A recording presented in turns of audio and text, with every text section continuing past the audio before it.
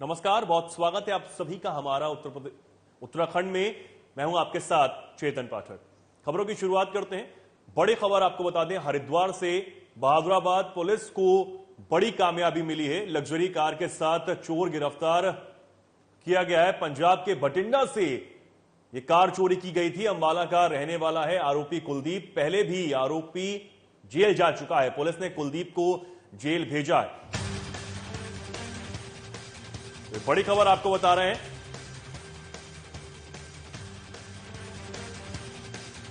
Police को एक बड़ी कामयाबी हाथ लगी है। लग्जरी कार के साथ एक चोर गिरफ्तार किया गया है। पहले भी बताया जा रहा है कि ये जेल की हवा खा चुका है और अब फिर पुलिस ने इसे गिरफ्तार किया है। पुलिस ने कुलदीप को अब जेल पहुंचा दिया है। बहादुराबाद पुलिस को यह बड़ी कामयाबी हाथ लगी है। लग्जरी कार के साथ कुलदीप नाम के शख्स को गिरफ्तार किया गया है। बाला का रहने वाला यह बताया जा रहा है।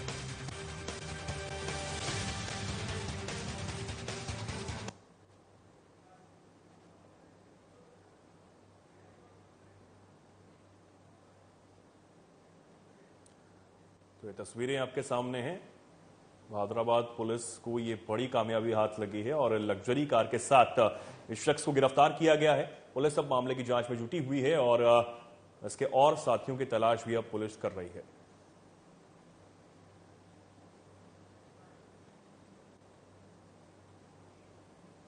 उत्तरकाशी के पुरौला में होने जा रही महापंचायत को लेकर बीजेपी ने अपना रुख साफ कर दिया है। प्रदेश अध्यक्ष महेंद्र भट्ट ने कहा कि महापंचायत करने की आवश्यकता नहीं है, बल्कि आवश्यकता इस बात की है कि हम किस तरह के अपने बच्चों को संस्कार दे रहे हैं। महेंद्र भट्ट ने आगे कहा कि जब से प्रदेश सरकार ने जबरन धर्मांतरण कानून लाया, उस पर जो शक्ति से काम हुआ, उसके बाद इस तरह के मामले सामने आने लगे, जिसमें एक विशेष लोगों द्वारा अपहरण की घटनाओं को अंजाम दिया जा रहा है। साथ ही उन्होंने कहा कि बीजेपी का प्रयास है कि सामाजिक सौहार्द बना रहे।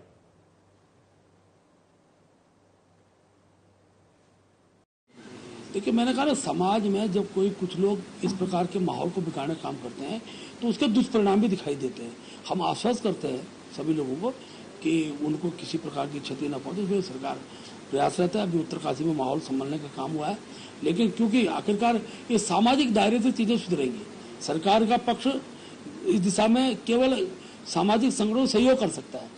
उस सहयोग की दृष्टि से सारी बातचीत हो रही है, वहां पर चर्चा हो रही है। लेकिन पुनः मैं इसी बात कहूंगा कि जो धार्मिक संगठन के लोग हैं और खासतौर पर इस प्रकार कुछ चक्र जो खड़ा करने का प्रयास कर रहे हैं, वो सजा दिलाने में उनकी भी सहभागिता हो तो एक अच्छा फिर कानून का स्वरूप भी दिखाई देगा और इस प्रकार की गतिविधियों को जो बढ़ावा देने को जो प्रयास कर रहे हैं उन पर अंकुश लगेगा।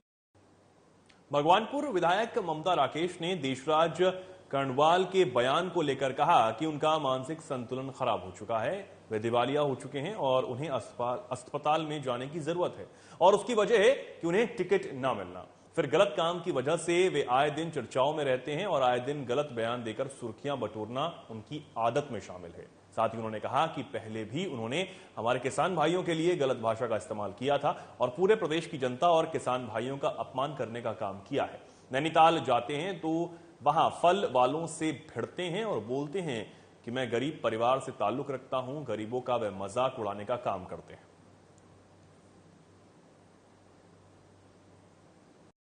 देखिए, देशराज कर्णवाल दिवालिया हो गए हैं, मानसिक संतुलन उनका खराब हो गया है, उन्हें इलाज की जरूरत है। मैं उनके परिजनों से, परिवार वालों से और उनकी पार्टी वालों से कहूंगी कि वो इनका इलाज कराएं, क्योंकि हमेशा चर्चाओं में रहते हैं, गलत कामों की वजह से चर्चाओं में रहते हैं, उलूल जुलूल बयान देते हैं। पहले उन्होंने, आपने देखा कि हमारे किसान भाइयों के लिए, पूरे प्रदेश के किसानों के लिए जिस तरह की अभद्र भाषा का प्रयोग किया, मैं उन शब्दों का इस्तेमाल नहीं करना चाहती, लेकिन उन्होंने पूरे प्रदेश की जनता का, पूरे प्रदेश के किसान भाइयों का अपमान किया है। उत्तराखंड महिला कांग्रेस कमेटी की प्रदेश अध्यक्ष ज्योति रौतेला के पहली बार काशीपुर पहुंचने पर जोरदार स्वागत किया गया। ज्योति रौतेला के दौरे पर को लेकर महिला कांग्रेस कमेटी काशीपुर के तत्वाधान में जोरदार स्वागत करते हुए महिला कांग्रेस कार्यकर्ताओं ने 2023 और 2024 के कांग्रेस को मजबूत करने का संकल्प लिया। इस अवसर पर महानगर महिला कांग्रेस कमेटी की अध्यक्ष पूजा सिंह ने प्रदेश अध्यक्ष ज्योति रौतेला का स्वागत करते हुए उन्हें स्मृति चिन्ह भेंट किया। कार्यक्रम का संचालन करते हुए उत्तराखंड महिला कांग्रेस कमेटी की वरिष्ठ प्रदेश उपाध्यक्ष अलका पाल ने कहा कि उत्तराखंड में बीजेपी का चेहरा जनता के सामने आ चुका है, तो वहीं ज्योति रौतेला ने कहा कि बीजेपी के शासनकाल में महिलाओं का उत्पीड़न हो रहा है।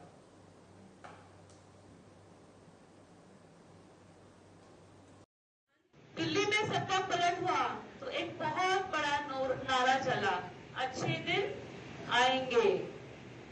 बहुत हुई महंगाई की बात, था ये नारा या नहीं था? ये हमारी विपक्षी पार्टी ने दिया। क्या आज हमारे अच्छे दिन आ गए? महंगाई कम हुई? देखिए, बहुत आसान है बोलना कि जब 370 रुपए का या 400 रुपए का सिलेंडर था तो लोगों ने बोला कांग्रेस लोग चुप है। मैं तो लोगों से भी पूछना चाहता हूँ, मेरी बहनों से भी पूछना चाहती हूँ कि ऐसी क्या बात है कि कांग्रेस का 400 रुपए का सिलेंडर सबको महंगा लगा, लेकिन बीजेपी का 1200 रुपए के सिलेंडर में सब चुका है। पूर्व नेता प्रतिपक्ष प्रीतम सिंह ने द केरल स्टोरी मूवी पर तंज कसते हुए कहा कि भारतीय जनता पार्टी अब चुनाव जीतने के लिए फिल्मों का सहारा ले रही है। उन्होंने कहा कि हाल ही में द केरला स्टोरी जगदीश करते बीजेपी ने सांप्रदायिकता का रंग जैसे मसलों को लेकर राजनीति की। उन्होंने कहा कि अब भारतीय जनता पार्टी के सानिध्य में फिर से कई फिल्में रिलीज होने वाली हैं जिनको वैशाखी बनाकर चुनाव जीतना चाहती हैं।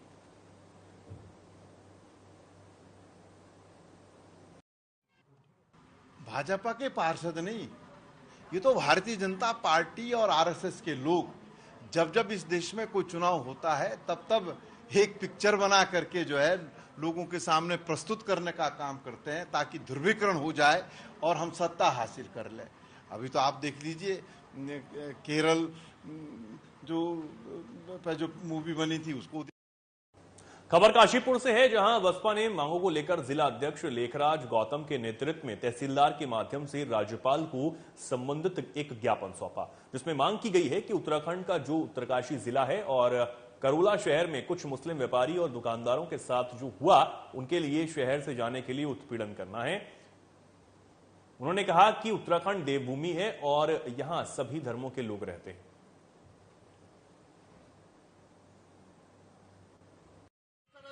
आज हम महामहिम माननीय राज्यपाल जी के नाम से ज्ञापन दे रहे हैं तहसीलदार साहब के माध्यम से। आज ज्ञापन में जो हमारी मांग है, उत्तराखंड के राज्य में जो उत्तरकाशी जिला है, जिले में परोला एक शहर है, उस शहर के अंदर कुछ मुस्लिमों के साथ जो वहाँ दुकानदार हैं जो व्यापार करते हैं, उन व्यापारियों के साथ उत्तरकाशी में जो एक कस्बा है परोला, वहाँ पर कुछ मुस्लिम समुदाय के लोगों को लेकर के वहाँ विवाद चल रहा है, जिसमें उन्होंने एक महापंचायत के माध्यम से 15 तारीख को जो है अल्टीमेटम दे रखा है वहाँ सबको खदेड़ने का। जबकि उसमें जो लोग पकड़े गए हैं उसमें एक लड़का जो है वो मुस्लिम समाज का उसका दोस्त है, ना कि वो उस लड़की के साथ था, और ना ही किसी वो रेस्टोरेंट में थे, ना किसी ऐसी जगह थे, वो पैदल जा रहे थे। जबकि भारतीय किसान यूनियन अम्बावता द्वारा हरिद्वार में आयोजित किए गए राष्ट्रीय अधिवेशन के बाद भारतीय किसान यूनियन भानु द्वारा 3 दिवसीय राष्ट्रीय अधिवेशन का आयोजन किया जा रहा है, जिसमें देश भर से यूनियन से जुड़े किसान हिस्सा ले रहे हैं। अधिवेशन के दूसरे दिन भारतीय किसान यूनियन भानु के राष्ट्रीय अध्यक्ष ठाकुर भानु प्रताप सिंह ने सरकार को चेतावनी देते हुए कहा कि किसानों की सभी मांगों को पूरा किया जाए, नहीं तो भानु का महाभारत होगा और सत्ता से सरकार को बेदखल किया जाएगा।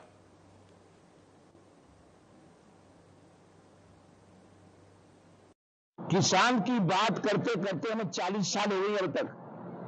जब कांग्रेस से बात की तो कांग्रेस ने नहीं माना, भाजपा आ गई, फिर 19 में आ गई। हम उत्तर प्रदेश के निवासी हैं, इसलिए उत्तर प्रदेश में 17 में आ गई, फिर अब आ गई 22 में। 22 में तो हमने कह दिया था उत्तर प्रदेश, उत्तराखंड, पंजाब, मणिपुर, गोवा कहीं भी कांग्रेस की सरकार नहीं बनने देंगे। किसान आयोग का गठन कर दो, किसानों के सभी कर्जे माफ कर दो, किसान आयोग का अध्यक्ष किसान रहेगा, और जब दुर्घटना में किसान मरे तो 1 करोड़ रुपया मुआवजा दे केंद्र सरकार। हरिद्वार ज्वालापुर कोतवाली क्षेत्र अंतर्गत गोविंदपुरी कॉलोनी में उस समय हड़कंप मच गया जब एक बंद घर में चोर होने की सूचना मिली। सूचना मिलते ही भारी संख्या में आसपास के लोग मौके पर पहुंचे और इसकी जानकारी ज्वालापुर कोतवाली पुलिस को दे दी गई। चोर इतने शातिर थे कि बंद पड़े घर में पुरानी अलमारी में घुसकर बैठ गए। घंटों की कड़ी मशक्कत के बाद पुलिस ने दोनों चोरों को गिरफ्तार किया, जिसके पास स्थानीय लोगों ने राहत की सांस ली।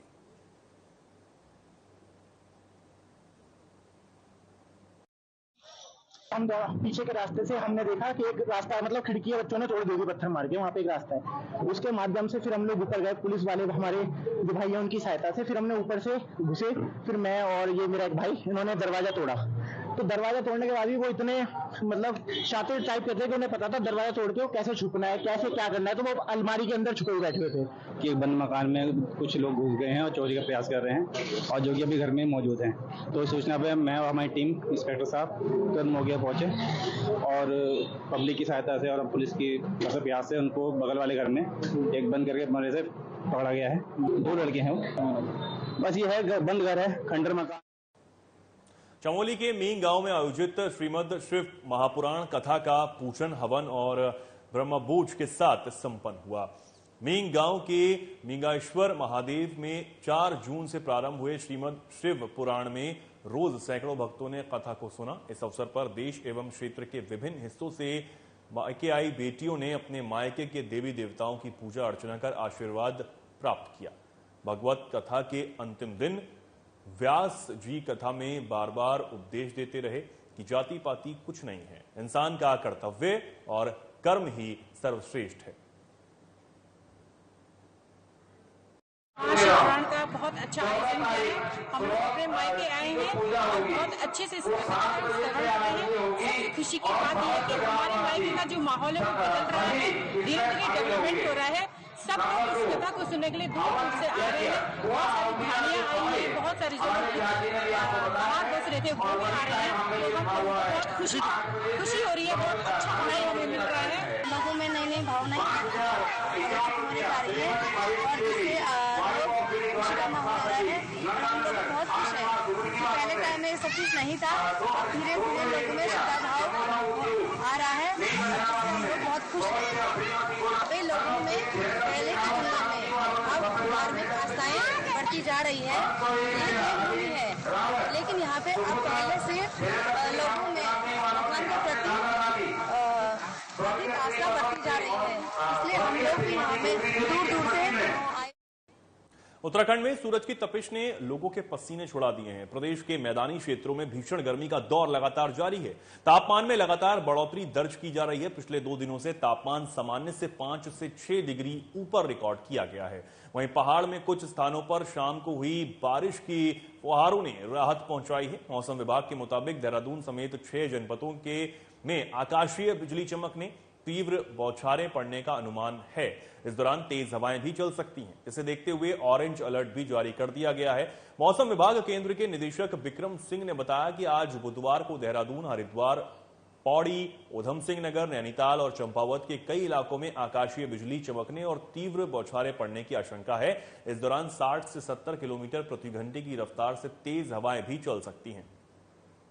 झक्कड़ है या स्क्वाल जिसको बोलते हैं, जिसकी गति की जो है 60 से 70 किलोमीटर प्रति घंटा और गस्टिंग में वो जो है 80 किलोमीटर प्रति घंटा तक भी जा सकती है। कल को जो है विशेषकर जो हमारे मैदानी क्षेत्र के जो डिस्ट्रिक्ट हैं, जिसमें हरिद्वार, उधम सिंह नगर या फिर उनसे जो लगे हुए डिस्ट्रिक्ट है देहरादून, पौड़ी या इसी तरह जो आपका नैनीताल और चंपावत डिस्ट्रिक्ट है, तो इनमें आप देखेंगे कि कहीं कहीं पर 14 तारीख को जो स्क्वाल है उसकी गति जो है 60 से 70 किलोमीटर प्रति घंटा और गस्टिंग में वो करीब करीब जो है 80 किलोमीटर प्रति घंटा तक भी जा सकती है।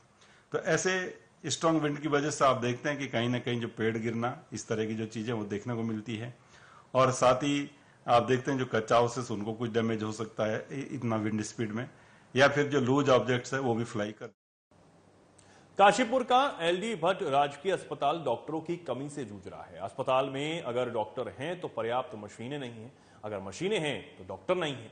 बस अस्पताल रेफर सेंटर बनकर रह गया है। बता दें कि एलडी भट्ट अस्पताल कुमाऊं का 3रे नंबर का सबसे बड़ा सरकारी अस्पताल है, जिसमें कुल डॉक्टरों के पदों की संख्या 30 से 32 बताई जा रही है, मगर अस्पताल में चिकित्सकों की तैनाती नाम मात्र की चल रही है। मैं अपना आँख चेक कराने के लिए आया हूँ। एक आँख में मतियाबिंद है और ये बोल रहे हैं कि डॉक्टर नहीं है, तो ये कैसे मालूम होगा कि डॉक्टर साहब नहीं है? कोई हॉस्पिटल खुला है, इनकी क्लिनिक भी खुली है, लेकिन मैं कई बार आया हूँ, डॉक्टर साहब नहीं मिलते। ये पद जो यहाँ पे एल डी भट्ट हॉस्पिटल में पद काफ़ी समय से खाली चल रहे हैं, जिसमें फिजिशियन तो है ही नहीं, बहुत लंबे समय से फिजिशियन यहाँ पे है ही नहीं। 2 पद हैं, दोनों के दोनों खाली चल रहे हैं। और हड्डी रोड विशेषज्ञ भी नहीं है, अभी नेत्र सर्जन का भी उन्होंने VRS ले लिया है, तो वो भी खाली चल रहा है पद। एक पद पैथोलॉजिस्ट का भी खाली चल रहा है यहाँ पे, और चर्म रोग विशेषज्ञ का भी खाली चल रहा है, मनोरोग विशेषज्ञ का भी खाली चल रहा है। और हमारे पास स्टाफ की बहुत कमी है। मैं रेडियोलॉजी का काम मैं खुद देख रहा हूँ, स्टाफ नर्स हमारे पास बहुत कम है, 13 स्टाफ नर्स काम कर रही है, 17 वैकेंट खाली चल रही है, 30 हमारे पोस्ट है। धारी देवी दर्शन करने आए श्रद्धालु का गहनों से भरा एक बैग गंगा दर्शन के समीप गिर गया, जिसमें 8 लाख के गहने और नकदी थी। यात्रियों को जब बैग खोने का एहसास हुआ तो श्रद्धालु परेशान हो गए। उन्होंने श्रीनगर पुलिस से बैग खोने की सूचना दी। पर्याप्त जानकारी के मुताबिक पौड़ी जिले के पोखड़ा ब्लॉक से एक परिवार धारी देवी दर्शन के लिए श्रीनगर आया हुआ था। इस दौरान गंगा दर्शन के समीप कुछ समय के लिए उन्होंने गाड़ी रोककर आराम किया। यहां महिला गहनों से भरा पर्स सड़क पर ही भूल गई और सभी धारी देवी दर्शन के लिए पहुंच गए। पुलिस के जवानों द्वारा मौके पर गश्त की गई और गहनों का बैग सुरक्षित लौटा दिया गया, जिसके बाद उक्त परिवार ने मित्र पुलिस का आभार भी व्यक्त किया।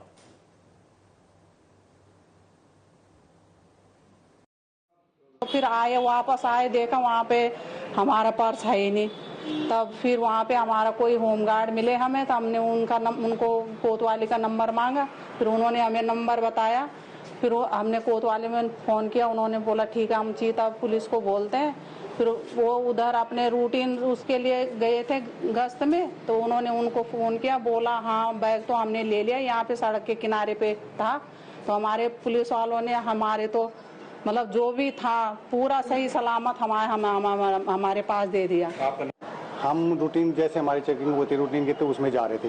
तो रास्ते में जब हम गंगा दर्शन की तरफ गए तो एक रास्ते में एक बैग मिला हमें। उसके बाद थाने से हमें सूचना मिली कि एक किसी औरत ने सूचना दी है कि एक बैग हो गया जिसमें इतने लाख का सामान है, ज्वेलरी है। तो हम जब वहाँ से वापस आए तो गंगा दर्शन के पास बेंच में एक लावारिस उसमें एक बैग पड़ा हुआ था। उन्होंने अपने उसमें लिया, तस्दीक की, तो उस बैग को थाने लाया, थाने में जमा किया। नाम बता दीजिए अपने। Head constable Jitendra Singh Rawat. उद्यान विभाग के चर्चित और विवादित निदेशक हरमिंदर बवेजा को सस्पेंड कर दिया गया है। सीएम धामी ने इस कार्रवाई से स्पष्ट संकेत दिए हैं कि जीरो टॉलरेंस की सरकार में गलत काम करने वालों के लिए कोई जगह नहीं है। वहीं अधिकारी से सस्पेंड को लेकर जब कृषि मंत्री गणेश जोशी ने पूछा तो उन्होंने कहा कि इसकी जानकारी थी कि अधिकारी कुछ गलत कर रहे हैं।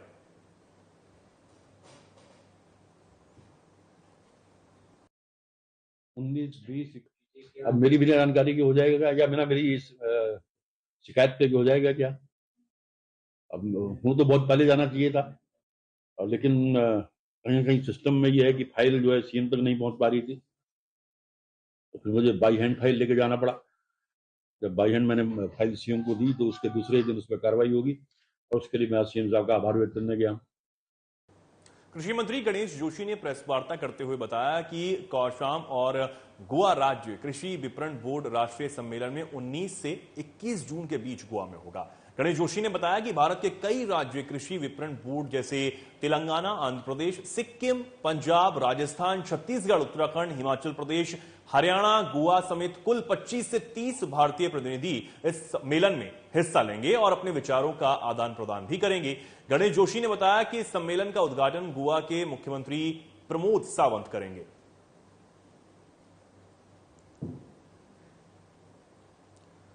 कई राज्यों के प्रतिनिधि इस सम्मेलन में हिस्सा लेने के लिए पहुंचेंगे। कृषि विपणन बोर्ड पर यह वार्ता यहां पर की गई और गोवा में इस सम्मेलन का आयोजन किया जाएगा, ये भी मंत्री गणेश जोशी की तरफ से बताया गया है।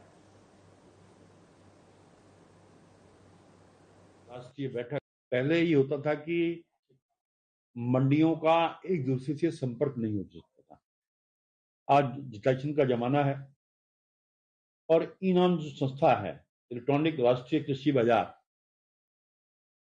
जो कोसाम के अंडर में आता है, आज उसके माध्यम से 1524 से अधिक मंडियां उससे जुड़ चुकी हैं।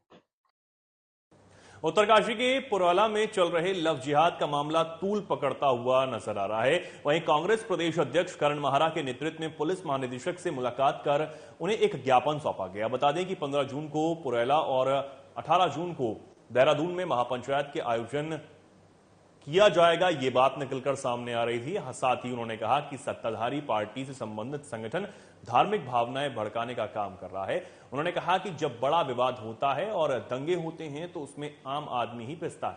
साथ ही उन्होंने कहा कि सरकार अन्य मुद्दों से जनता का ध्यान भटकाने के लिए लव जिहाद और लैंड जिहाद का नाम ले रही है। में फंसाया जा रहा है, जबकि पुरौला की घटना में जहां एक माइनॉरिटी का व्यक्ति है तो एक हिंदू भी उसमें सम्मिलित है, जिसकी पूरी जानकारी आप लोगों के पास भी है। लेकिन भारतीय जनता पार्टी से जुड़े हुए कुछ संगठन वहां माहौल खराब कर रहे हैं और 2024 के चुनाव को देखते हुए माहौल खराब किया जा रहा है। अंकिता मर्डर केस में वीआईपी का नाम जानने की कोशिश प्रेस, मीडिया और हम सभी लोग कर रहे हैं और जनता में काम चर्चा है। उस मामले से ध्यान भटकाने की भी ये एक कोशिश है। किसी भी बेटी के प्रति, महिला के प्रति कोई दुराचार या किसी अपराध को कांग्रेस बर्दाश्त नहीं करेगी। जो दोषी हैं उनको सख्त से सख्त सजा मिलनी चाहिए। कोई एक व्यक्ति विशेष कोई गुनाह कर सकता है, कोई पूरा इलाका, पूरा मोहल्ला, पूरी बिरादरी, पूरा धर्म नहीं कर सकता। महिला कांग्रेस की प्रदेश अध्यक्ष ज्योति रौतेला के मंगलवार को पहली बार यहां पहुंचने पर महिला कांग्रेस कार्यकर्ताओं ने उनका जोरदार स्वागत किया। इस अवसर पर महानगर महिला कांग्रेस कमेटी की राष्ट्रीय पूजा सिंह ने प्रदेश अध्यक्ष ज्योति रौतेला का स्वागत करते हुए उन्हें स्मृति चिन्ह भेंट किया। कार्यक्रम का संचालन करते हुए उत्तराखंड महिला कांग्रेस कमेटी के वरिष्ठ प्रदेश उपाध्यक्ष अलका पाल ने कहा कि उत्तराखंड में बीजेपी का चेहरा जनता के सामने आ चुका है।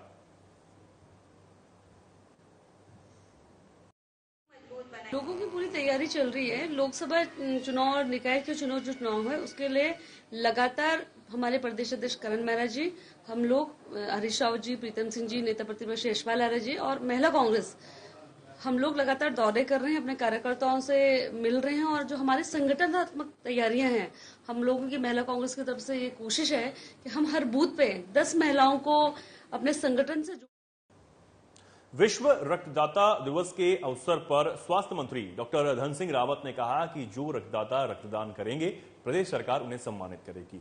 इसके साथ ही कॉलेज और सभी गांवों में 100% रक्तदान होने पर सभी को सम्मानित किया जाएगा। देहरादून के सर्वे चौक स्थित IRTD सभागार में राज्य स्तरीय गोष्ठी का आयोजन किया गया। इस अवसर पर मुख्य अतिथि स्वास्थ्य मंत्री डॉक्टर धन सिंह रावत ने दीप प्रज्वलित कर कार्यक्रम का शुभारंभ किया।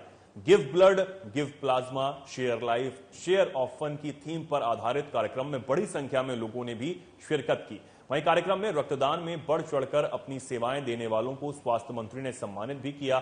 स्वास्थ्य मंत्री रावत ने कहा कि पिछले साल सरकार के टारगेट से अधिक 1,86,000 लोगों ने रक्तदान किया। मौजूदा समय में सरकार ने इस लक्ष्य को बढ़ाकर 3 लाख से अधिक लोगों से रक्तदान कराने का लक्ष्य रखा है। विश्व रक्तदाता दिवस है और 1 अक्टूबर को हम विश्व रक्तदान दिवस के रूप में मनाते हैं और मुझे बड़ी खुशी है कि पिछले साल हमने टारगेट रखा था 1.5 लाख लोगों का रक्तदान शिविर लगाने का, जिसमें कि हमारा टारगेट ये हुआ कि 1,86,000 लोगों ने हमारे राज्य में रक्तदान किया। खबरों में फिलहाल के लिए इतना ही। नमस्कार।